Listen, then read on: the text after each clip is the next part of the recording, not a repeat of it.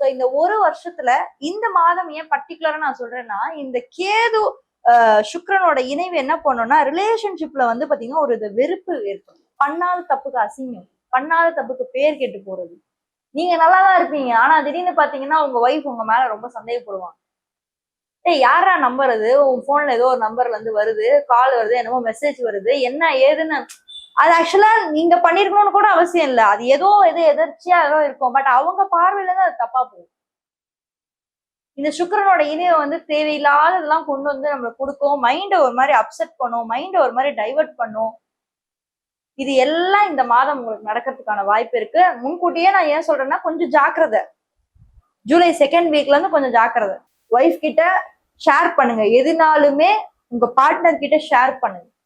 உங்க பார்ட்னர் கிட்ட ஷேர் பண்ணாத போது அது வேற விதமா போய் முடியாது. ஏன்னா நமக்கு என்ன பிரச்சனைனா, ராசியில கேது 7ஆம் இடத்துல ராகு. 7ஆம் இடத்துல ராகு வந்தா சும்மா விடுவானா?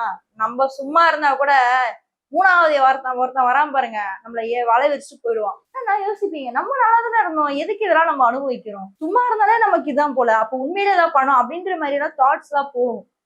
ஸோ கொஞ்சம் இந்த மாதம் நீங்க நிதானத்தை கடைப்பிடிங்க. ரிலேஷன்ஷிப் வைஸா இருக்கட்டும், இல்ல ஃபேமிலி சார்ந்து முடிவு எடுக்கிறதா இருக்கட்டும், உங்களோட பர்சனல் ரிலேஷன்ல பார்ட்னர்ஷிப்லயே நீங்க கொஞ்சம் கவனம் தேவை.